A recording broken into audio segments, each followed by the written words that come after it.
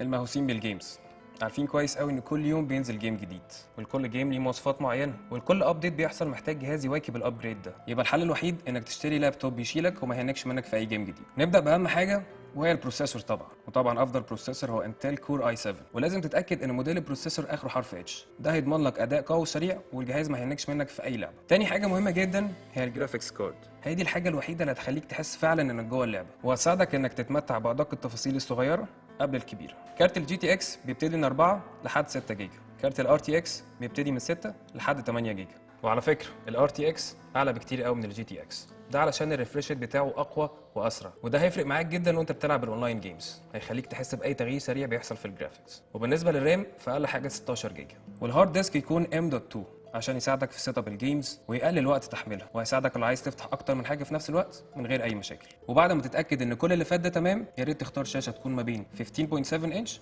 لحد 17.3 انش. سعر اللابتوب الجيمرز بيبتدي من 16000 جنيه.